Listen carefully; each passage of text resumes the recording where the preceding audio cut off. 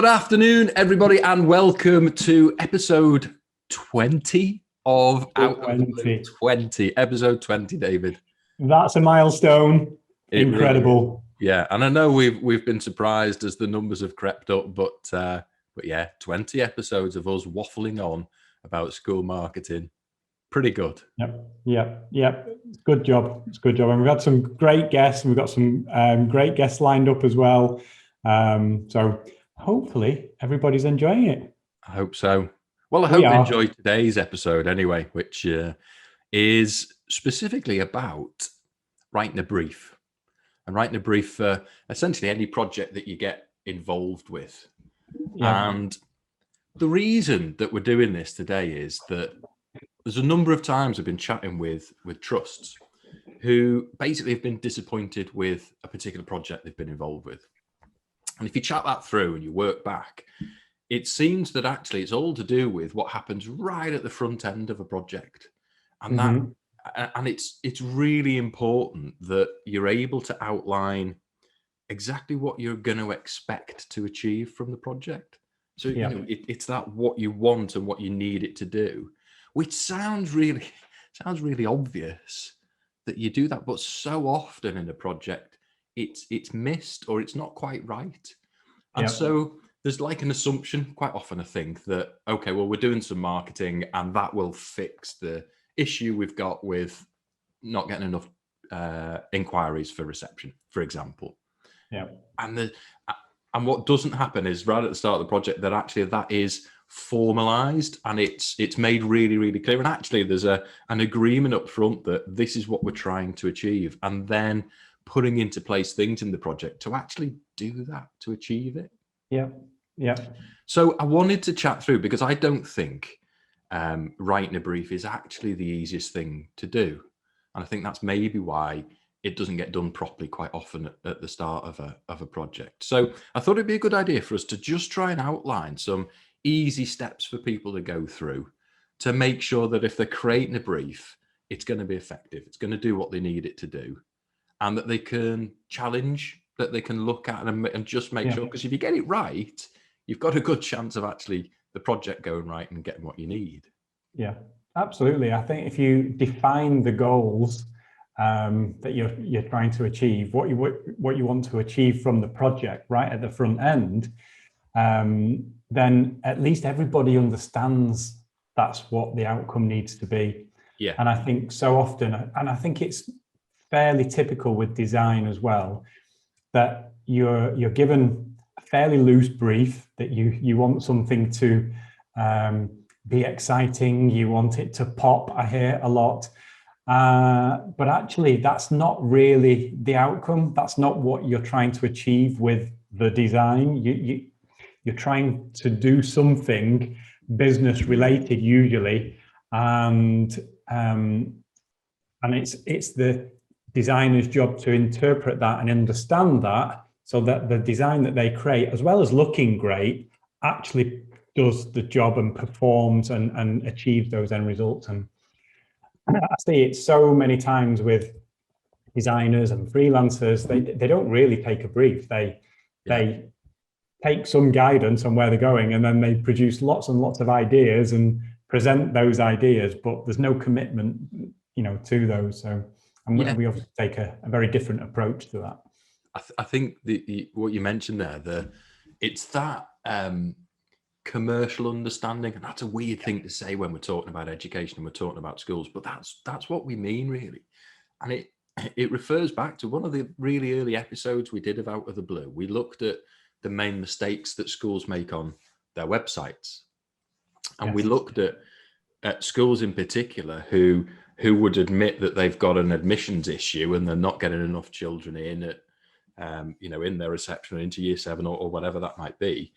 And you look at their website and actually there's very little by way of a user journey and calls to action that's actually guiding parents into that admissions process. And that's basically because when the website got created, that commercial mindset wasn't there. They weren't recognizing that issue and then making the link that the website can actually help solve that and should solve that. So they've got this issue and they need a new website, and the two aren't pulled together really, and it's the brief that needs to do that. Yeah, absolutely. And that's probably the first thing that you need to include in a brief. And obviously, we just to explain, we create the brief usually, well, for all our projects, every single project, right at the front end. And I would say 90% of the time they get approved because we've done a discovery call with the school or the trust. But actually, sometimes the school wants to just tweak that and make changes to it. And I think it's really helpful for the school to have that brief prepared for them, because they don't really know how to write it. They don't know how to set it out. And actually having that in front of them, it's then easier, and I find it easier to edit something that's been created for you and just think about that, how somebody's interpreted it, and then just make those final tweaks. And I actually think that's a really good process to go through. And I quite like it when a school says that they want to make a few changes just to get, because it's meant that they're thinking about what it is they're trying to achieve with it. Yeah. So it's really a good process to go through, is to have that written for you, or to put an outline together and then get somebody else to check that over as well. And so I think that the first thing that I would always say is to just do a background to what it is you're trying to achieve. And you might not be able to nail that first time, but if you can outline what the problem is and what you need to do to answer that problem, you might not know the actual steps or the process to get there. But if you are 40 pupils short and you need to fill 10 pupils at the nursery end to help feed them going up through the school, well, that's an outline of what you're trying to achieve, and you don't know how you're going to get there, but that's the problem and that's the issue you're facing. So that's where I would always start. Background to the problem, to the issue, background to the school and or the trust, and just that background information, really. That's what I would always start with that. And do you think that quite often there's sort of an assumption of that? Because I know when I question that really early on in a relationship with a school, quite often, and I've said this a number of times, it's something I talk about on the masterclass actually, and schools will, if I say, why do you need a new website, or why do you need a new prospectus or a new video, the answer comes back, well, our old ones, we've had it for years, or the prospectus has got old photography in. You're like, no, that's not why you need a new prospectus at all. That might be what's inspired you to contact us. Yes. But why you need a new prospectus is what's it for? What does it have to do? What's it trying to achieve? And I think one of the big mistakes that schools make is that there's an assumption that the designers will understand that, and it hasn't gone through that questioning and that process. So I think that process that you're talking about, actually as a school, being, I don't know if brave enough is the right phrase, but being confident enough to challenge that right at the front end, to really make demands on the project. It's something you absolutely should do. You're paying the money and you're paying experts to create something for you. So you tell them what you need from it. You tell them what it needs to do. Yeah. And the second part of that, I was just going to say, I think the second part of that is then you've got to measure whether it did, I suppose. Yeah. When it gets delivered, you've got to revisit that, and you should be developing a relationship with whoever's created it. That means there is that review and there is, a return to it, whereby there's further advice and there's further things that develop, because you don't always nail everything first time. Yeah, and it's such a mistake in your investment to not then think about how you fix that and how you make it work, really. Yeah. I mean, there's very few things in life that are right first time, and actually everything gets better over time as things are tweaked and improved, and a relationship is built, and a better understanding of the situation, is revealed. It does take time, and I think that's the nice thing about websites over a printed product is that once a printed product is done, it's fixed and it has to be used. And we've talked about this previously, that actually you could have now with printing these days, you can have a small number produced at the same quality and the same look and feel, and it actually not be that expensive. So you could always tweak that. But yeah, I'm going off on a tangent here now about how to improve things over time.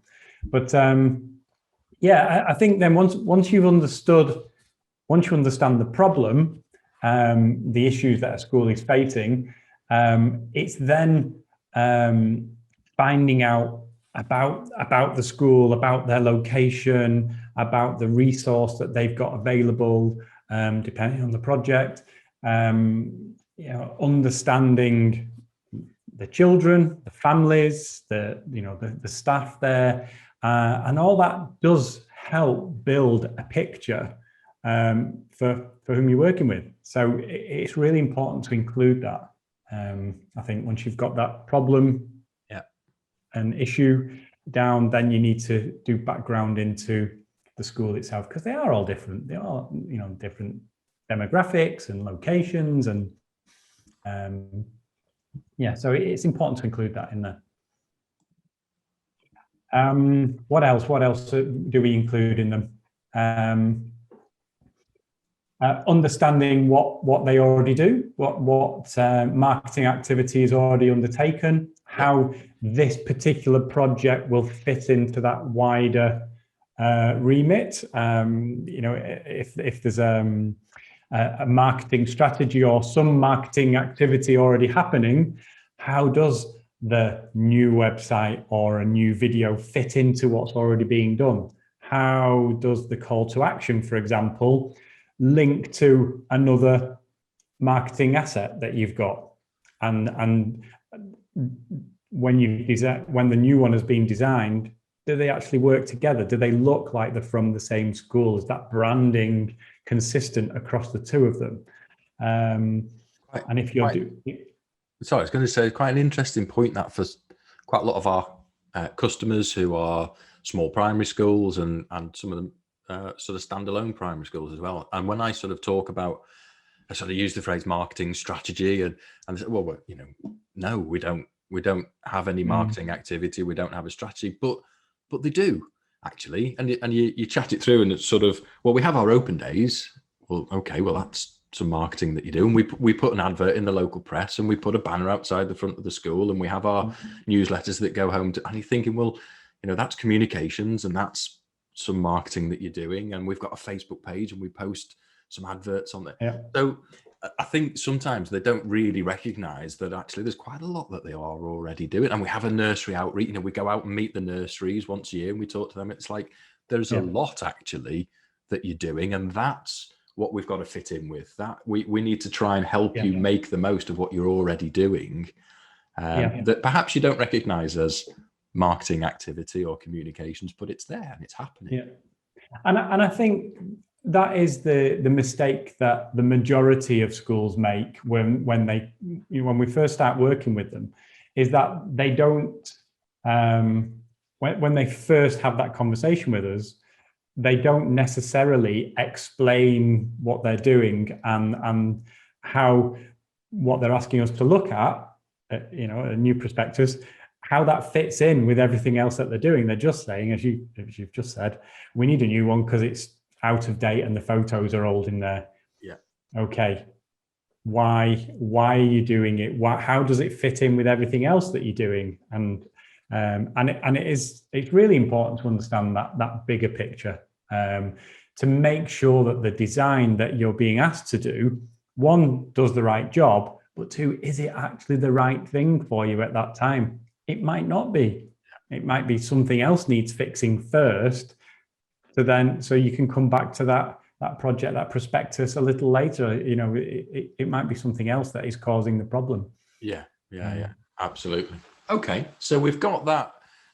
We've got sort of those 3 steps. So really outlining the issue, the problem that you're trying to solve, making sure there's an understanding of we call it the remarkable, but understanding the school and what they're about. And then knowing how the brief or how the project fits in with the overall activity with the school. So is there anything else we'd need in a brief, do you think? Yeah, there's more specific details then around the content, what's going to be supplied, who's going to supply that, do you have it available? So that's copy, photography, logos. Quite often none of that's actually ready and available, depending on the project.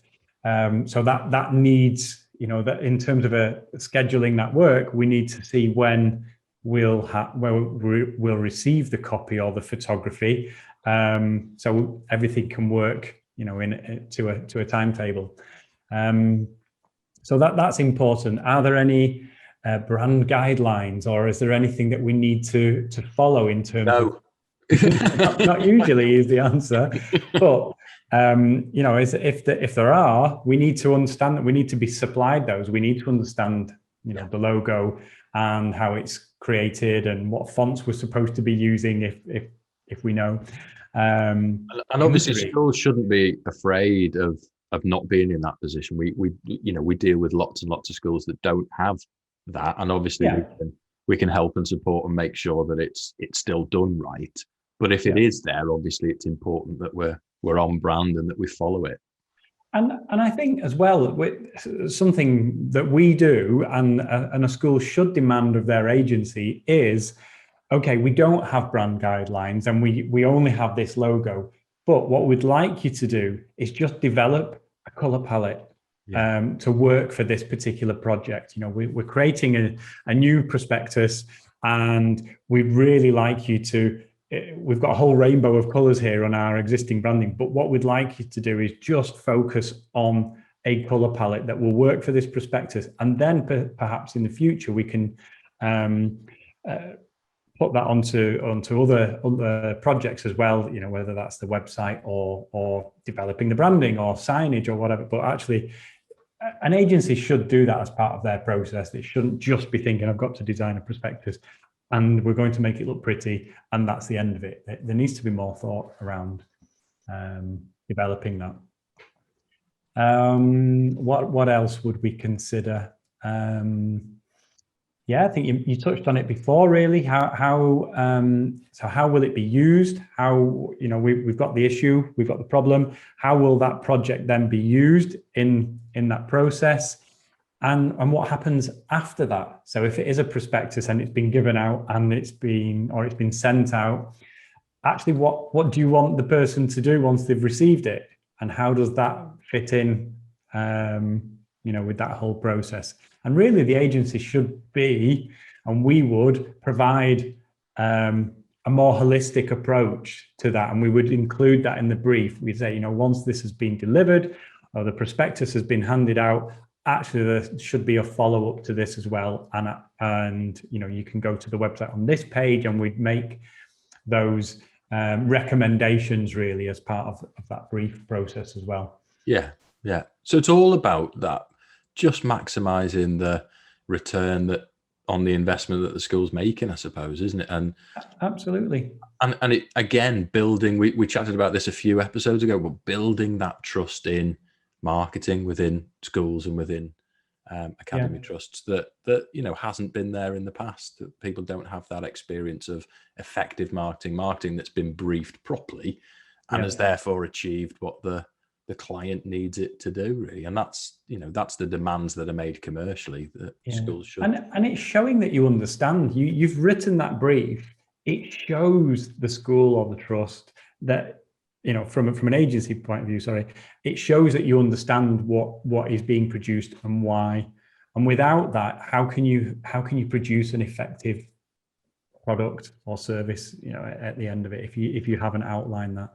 And I think it's really, really important. So many times we see, a marketing strategy being developed, for example, and actually it's handed over, but there's no thought process about how it will be delivered later on and how that fits in with the wider requirement of the trust, for example. So yeah, the brief, I think, is really important. Hopefully, from the points that we've talked about today, that a school can at least attempt to outline a brief covering those points, and we'll put those up at the end, because I think it'll be really, really important to do that. And share that. And if any schools would like a template from us, we're more than happy to share our template, which would outline the requirements. And then a school can fill in those missing gaps and send that to us and ask if that's okay. And there's no, you don't have to come to us then for that work, but at least you've outlined a brief, and we can check that and make sure that it covers everything that's required. So, yeah, I think that's something that we could definitely do and help with. Well, that sounds brilliant. Okay, well, we'll make sure those main points are up on screen very shortly. That should help you follow through on a brief. And as you say, if you're after a template, then give us a shout and we can send that out. Yeah. Okay, so briefs, there you go. Yes, I do like a good pair of briefs. You can't beat it.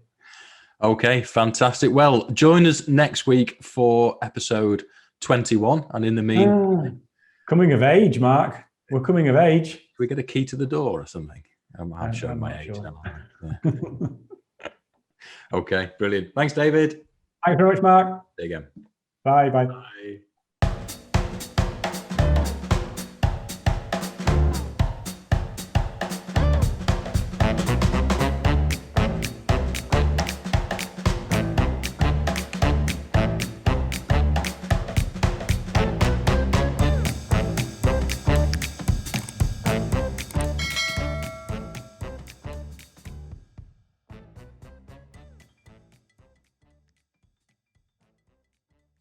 Thank you for watching Out of the Blue, and I hope you enjoyed it. Please subscribe and leave a comment below, and please ring the bell for notifications. I hope I will see you again soon. Bye!